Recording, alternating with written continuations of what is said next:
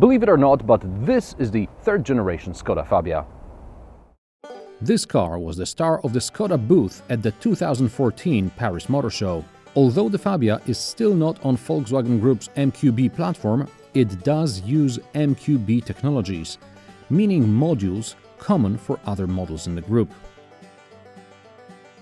Third generation Fabia is up to 65 kilograms lighter from the model it replaces. It is wider, shorter and lower, which gives it a more planted stance. The car comes in hatchback and station wagon form, which begs the question, why should anyone bother with Skoda Rapid Spaceback?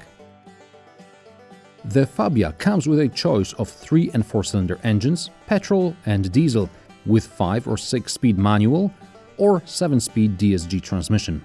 The 1-liter petrol engine is also available with factory-installed LPG. Under the bonnet of this example is the only 4-cylinder engine, a 1.2 TSI in its more powerful 110 horsepower variant. With Fabia's third generation, Skoda decided to go after clients who seek not only practicality, but also want a car that stands out from the crowd, hence a broad range of personalization options. There are 15 paint colors, 8 rims in different sizes, A and B pillars can be painted in the same color as the roof. But that doesn't mean Skoda forgot about practicality, which sets its cars apart from the competition. Depending on the options and the body style, Skoda offers up to 19 simply clever solutions. In the boot, there are strong shopping bag hooks, a net to secure your luggage, a removable barrier to keep your bits in one place.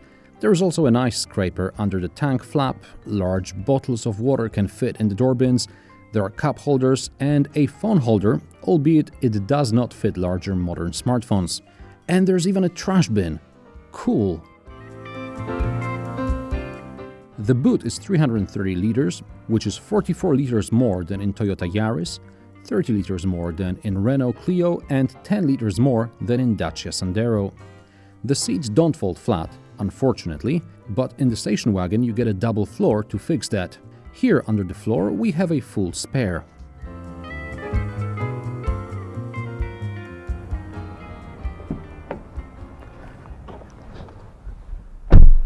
Fabia has one of the shortest wheelbases in the B segment, so unless you really have to try to avoid carrying adults in the back here. What I do appreciate about this particular car is the optional panoramic roof. Something I don't like in most cars, but in this one it makes the interior feel lighter and bigger than it really is.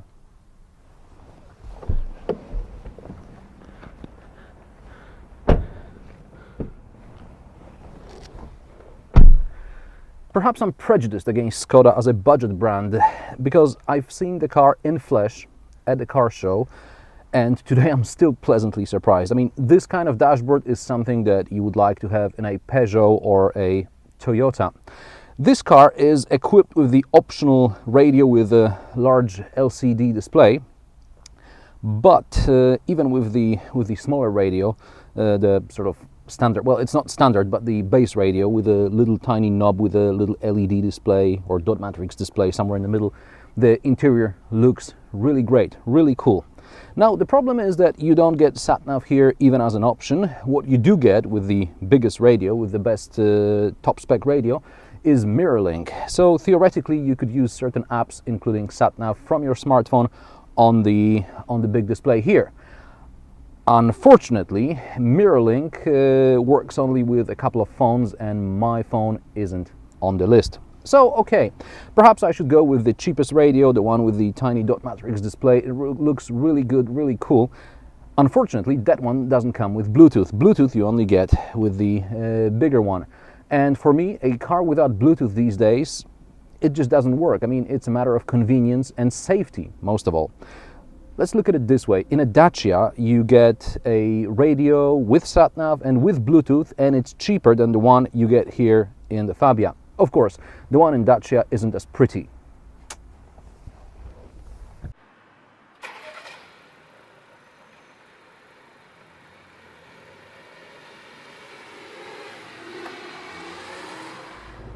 On the road, the Fabia makes a good first impression. The controls are light, but the car feels sporty, at least in the city or on the roads with a speed limit of 90 km per hour. We'll get back to that in a moment. This test example has the optional Sport stiffer suspension, which is additionally lowered by around 15 millimeters. Okay, so it makes the car feel a bit more like a go-kart, but on the downside, it's also a bit less comfortable because of it. On the other hand, you can also go for the optional so-called off-road package with suspension raised 8 millimeters above standard, and there are some underside protection panels. It's something you may want to consider when choosing your car, depending on where you want to go with it. The 110 horsepower 1.2 petrol engine, that's the only four-cylinder engine in the entire engine lineup. It's okay for your everyday city commute. Outside the city on roads like these, it's okay, as long as you don't have to do any quick overtaking. You can even take the car on the motorway, but, well, this is where the low cost comes out. It starts to show, unfortunately. Above 100 kilometers per hour, it gets really, really loud inside, and, well, that's the problem. The sound insulation in this car is rather poor, or is there any? And then there's the handling. At motorway speeds, the Fabia no longer handles like a go-kart, but more like a soapbox. I mean, it does go in general direction that you sort of tell it to go, but it does make me feel rather uneasy. In Poland, this car is often driven by sales reps whom I really admire because speeds they achieve in their Fabias suggest some big cojones. Probably that's why they all drive station wagons instead of hatchbacks. They need some place to carry their manhood. Interesting additions include XDS Plus, which is an electronic diff that's standard across the range. In top spec models, you also have front assist collision warning and mitigating system. Be careful because it applies the brakes for you and it will scare the living daylights out of you. There's also an optional driver attention monitor. Skoda promises around 5 liters per 100 kilometers in a combined cycle, but I didn't even get close to that figure.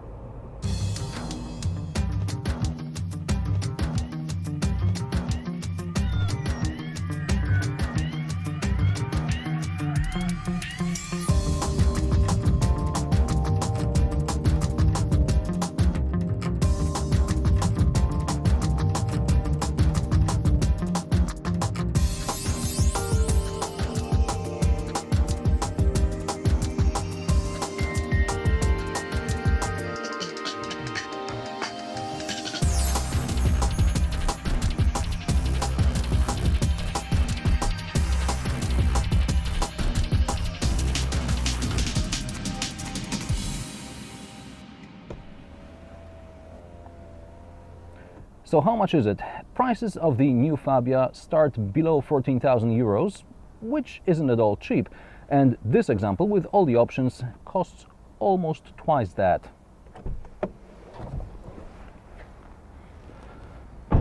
I get it. It's about customizing the car to fit your needs. And I love the package. But the noise and wobbly handling at higher speeds confine the Fabia to the city.